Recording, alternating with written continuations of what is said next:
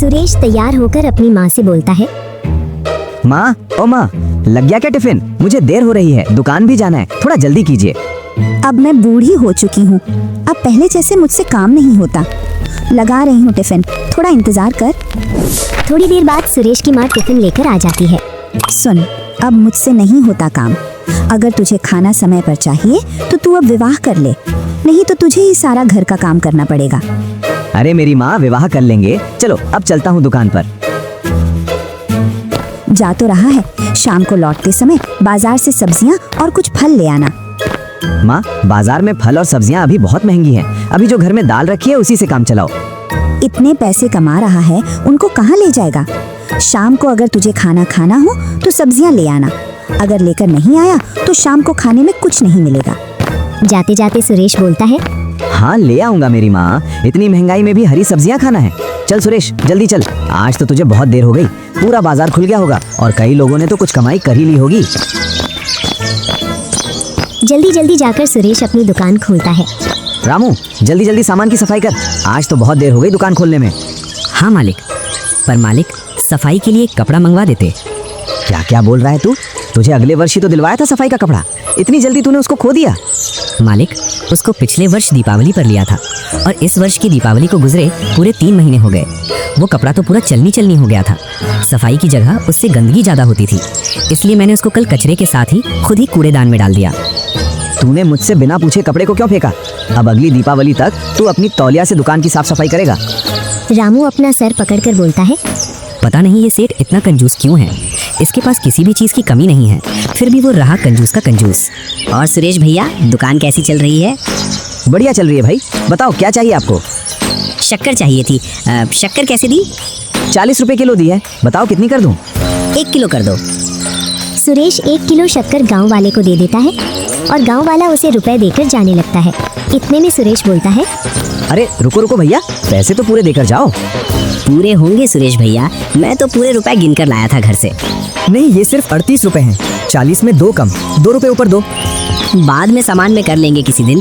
शायद 2 रुपए घर छूट गए। बाद का हिसाब बाद में देखेंगे, अभी का हिसाब अभी पूरा करो।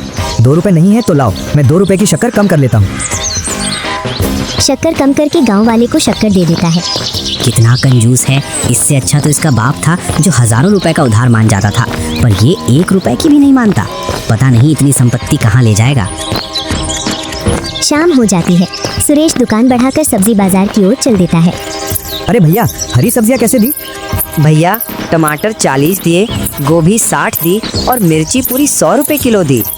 ऐसे सब्जी वाला सारी सब्जियों का भाव बता देता है। भैया 10 के टमाटर, 10 की गोभी और 10 की हरी मिर्ची कर दो। अरे भैया, 10-10 रुपए में कितनी सी सब्जी आएगी? कम से कम आधा किलो सब्जी तो लो, जिससे सब्जी जान पड़ेगी। तुमसे जितना बोला है उतनी सब्जी दे दो, नहीं तो मैं जाऊँ दूसरे सब्जी वाले के पास। हाँ भैया, देता हूँ। कितना खड़ूस है। सब्जी तो हो गई, अब फल भी ले लूं। फल वो रहा फल वाला। अरे भैया, केले कैसे दिए? केले 50 रुपए दर्जन दिए। इतने महंगे, थोड़े सही लगाओ। 40 रुपए दर्जन लगा देंगे भैया, इससे कम नहीं हो पाएगा। लेना है क्या भैया? बताओ कितना कर दूं? 10 के दे दो। कम करने की तो ऐसे बोल रहा था जैसे 2-3 दर्जन केले लेगा। लो भैया, तुम्हारे केले। केले और सब्जियां देकर सुरेश घर की ओर चल देता है।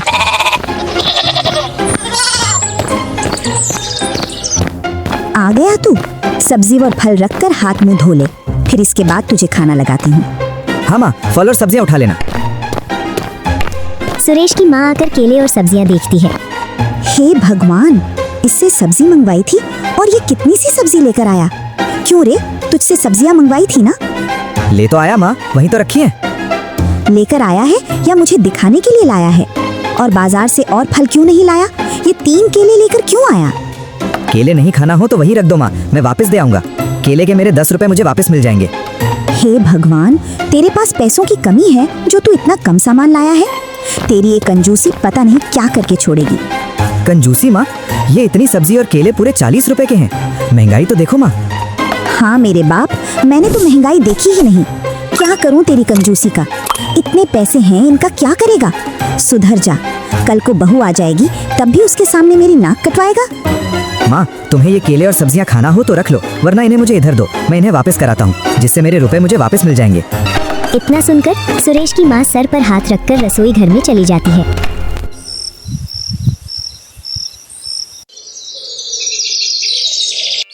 दूसरा दिन। बेटा, आज मंजू मिली थी, बोल रही थी तेरे विवाह की। बोल, उससे क्या बोलूं? जो भी आपको ठीक लगे वो बोल देना। इतना कहकर सुरेश वहाँ से निकल जाता है। कुछ दिनों बाद विवाह की तैयारियां शुरू हो जाती हैं। सुरेश ने विवाह की तैयारियों में भी पूरी कंजूसी दिखाई। हर सामान कम से कम लिया। एक दिन वो रसोई घर में जाकर देखता है, इतने सारे पकवान, इतने सारे पकवानों में तो मेरी सारी कमाई लग गई होगी। माँ, इतने सारे पकवान क्यों बनाए? मेहमान और गांव वालों के लिए बनाई है। विवाह का माहौल है, इसमें तो बनते ही हैं इतने पकवान। थोड़े कम बना लेते, इतने सारे पकवान बनाने की क्या जरूरत थी? थोड़ी देर बाद मेहमानों को खाने पर बिठाया जाता है। काकी, पकवान थोड़े कम कम रखना मेहमानों के सामने, जिससे सभी को जाए। इसी प्रकार की कंजूसी में पूरा विवाह निकल जाता है और सुरेश का विवाह हो जाता है।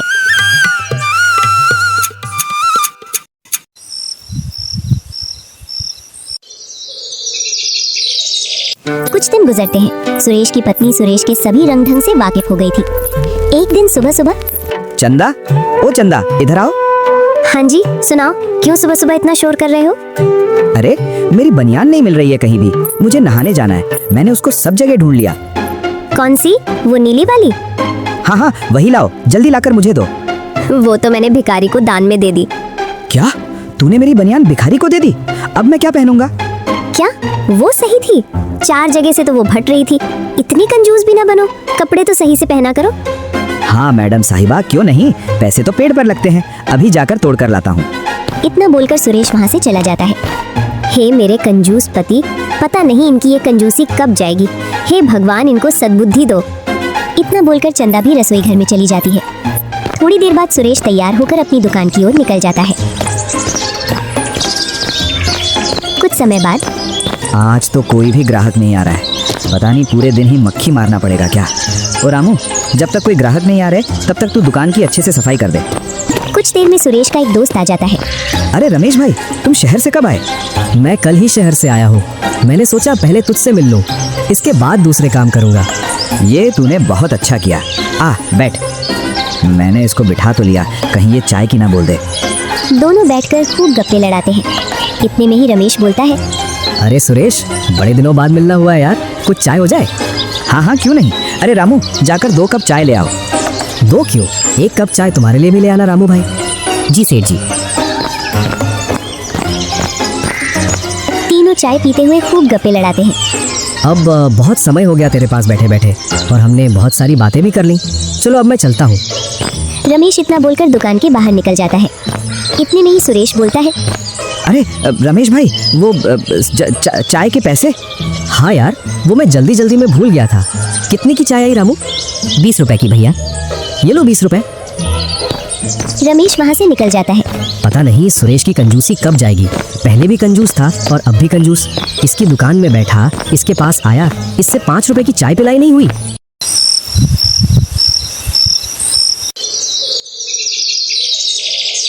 अगले दिन एक सब्जी वाला सब्जी बेचते हुए सुरेश के घर के सामने आ जाता है।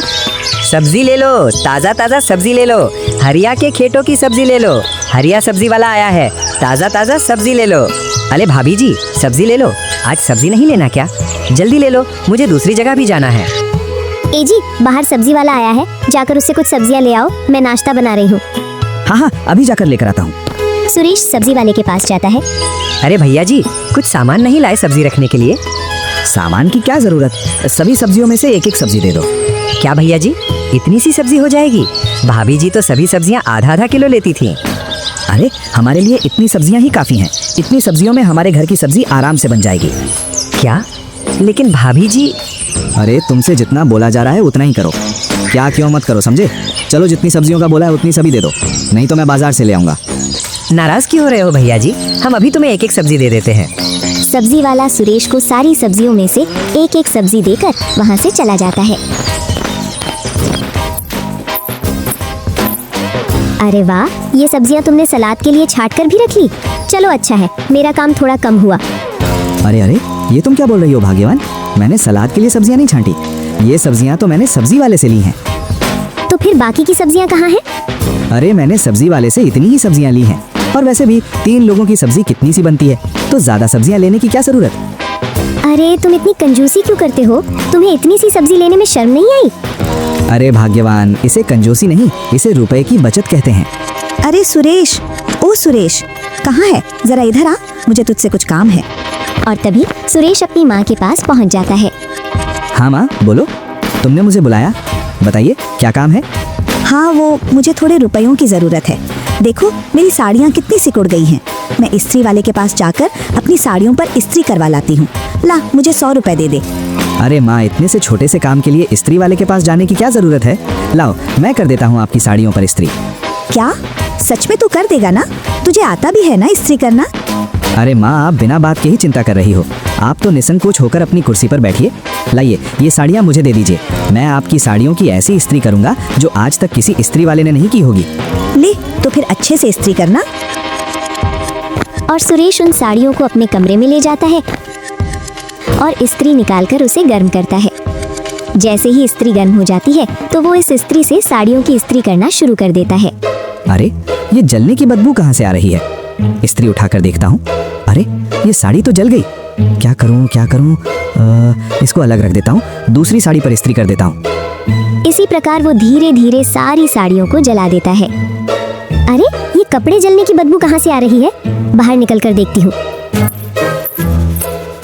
जैसे ही चंदा कमरे में जाकर देखती है तो बहुत सारी साड़ियाँ इस्त्री से जली हुई पड़ी थी। ये तुमने क्या किया? माँ जी की सारी साड़ियाँ खराब कर दी। चलो अच्छा है, तुमने अपने हाथों से इन साड़ियों को खराब कर दिया। अब माँ जी नई साड़ियाँ ले आएंगी और मेरे कंजूस पाल सेठ अब कैसे अपनी कंजूसी को रोकोगे? तुम मेरी मदद करने आई हो या मेरा मजाक उड़ाने? आज तो माँ मुझे बहुत डांटेगी। माँ से बोलना मत। ये देखकर चंदा की हंसी नहीं रुकती और वो हंसते हुए माँ जी के पास पहुँच जाती है। अरे, तू इतना हंस क्यों रही है? क्या हुआ तुझे? अरे माँ, तुम एक बार कमरे में जाकर तो देखो। तुम्हारे लाडले ने तुम्हारी साड़ियों की इस्त्री बहुत बढ़िया की है। इस्त्री देखकर तो तुम भी खुश हो जाओगी। क्या सच में? चल अभी चलकर देखती हूँ। दोनों कमरे में जाती हैं। अरे बेटा, लाओ दिखाओ, मेरी साड़ियाँ कहाँ हैं? तूने अच्छे से इस्त्री की ना मेरी साड़ियों पर?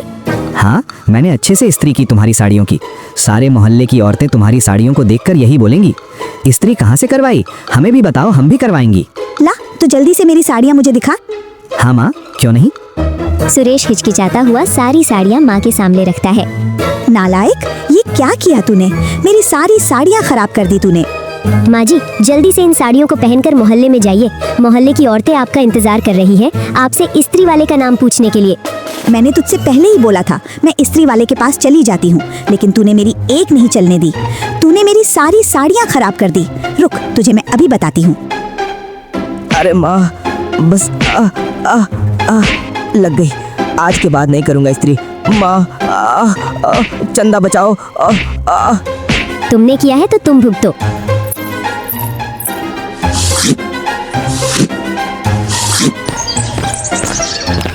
आज तो बहुत थक गया। सुबह सुबह माँ के हाथों से मार खा ली और दुकान पर ग्राहक भी बढ़िया है। घर पहुंचकर पहले तो खाना खाऊंगा, इसके बाद आराम करूंगा। जोरों की भूख लगी है। लाओ भाग्यवान, जल्दी से खाना ले आओ। आज तो बहुत जोरों की भूख लगी है। चंदा सुरेश को रोटी लाकर दे देती है। ये क्या है? सिर्फ रोटी? सब्जी कहाँ है? सब्जी भी लाकर दो। सब्जी का तो ऐसे बोल रहे हो जैसे तुमने किसी सब्जी वाले का खेत मेरे नाम पर करा रखा हो। सब्जी नहीं है। अरे सुबह ही तो इतनी सब्जी लाकर रखी थी, वो कहाँ गई? सब्जी तो तुमने इतनी ली थी मानो कि सब्जी वाले की टोकरी पूरी ले ली हो। 4 सब्जी ली थी, वो तो सुबह ही खत्म हो गई थी। चलो, हरी सब्जी नहीं है तो कुछ दाल बनाई होगी, वही दे दो। दाल तो कब की खत्म हो चुकी है। आपसे कितनी बार बोला है, फिर भी आपने दाल लाकर दी ही नहीं। किसी भी तरह की सब्जी नहीं है, बस ये रोटी है, खा लो। धीरे धीरे सुरेश की कंजूसी और बढ़ती जा रही थी।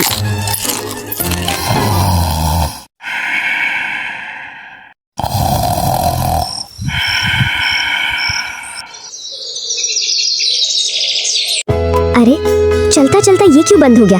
खाना बनाने में देरी हो रही है और ये दुकान पर जाएंगे। मैं थोड़ा सा इन्हें बुला लेती हूँ। ए जी, जरा इधर आना। हाँ बोलो, मुझे क्यों बुलाया?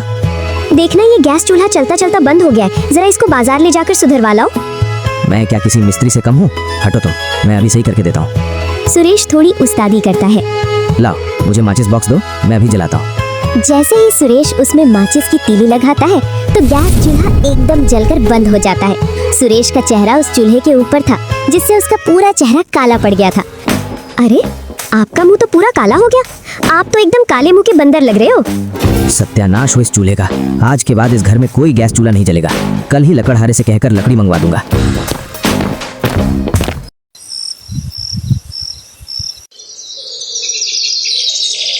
कुछ दिन और ऐसे ही गुजर जाते हैं। लाओ भाग्यवान, जल्दी से खाना लगा दो, मुझे दुकान जाना है।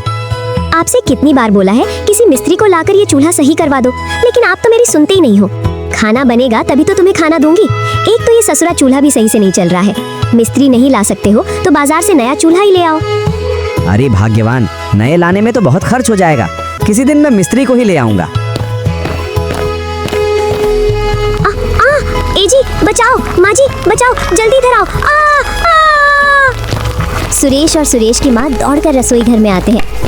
अरे भाग्यवान, क्या हुआ तुम्हें? अरे कंजूस पाल, तुझे दिख नहीं रहा? बेचारी पूरी आग में झुलस गई है। अरे इसके हाथ और मुंह तो बहुत झुलस गए हैं। देख क्या रहा है? जल्दी से इसको अस्पताल ले चल। सुरेश चंदा को पास ही के अस्पताल में ले जाता है। देखिए डॉक्टर साहब, क्या अनर्थ हो गया। जल्दी से इसका इलाज कीजिए, मैं इसके बिना नहीं रह सकता। ये बहुत जल गई है, अभी हम कुछ नहीं कह सकते। जब ये खतरे से बाहर आ जाएगी तभी हम कुछ बता पाएंगे। 2 दिन गुजरने के बाद देखिए, आपकी पत्नी अब खतरे से बाहर है, लेकिन इनका इलाज थोड़ा महंगा होगा, जिससे इनकी त्वचा पहले जैसी हो जाएगी। डॉक्टर साहब, आप पैसों की चिंता मत कीजिए। आपको जैसा इलाज करना है वैसा कीजिए, बस मेरी चंदा सही हो जानी चाहिए। तो फिर आप 1 लाख रुपए जमा करा दीजिए। सुरेश 1 लाख रुपए अस्पताल में जमा करा देता है। ये सब मेरी कंजूसी का परिणाम है। अगर मैं कंजूसी नहीं करता तो मेरी पत्नी को ये दिन देखना नहीं पड़ता। हे भगवान, मेरी पत्नी को पहले जैसी कर दो। देखिए, आपकी पत्नी का इलाज हो गया है, अब कोई दिक्कत नहीं है। बस इन्हें कुछ दिन आराम करने दीजिए। हे भगवान, तेरा शुक्रिया कैसे करूं?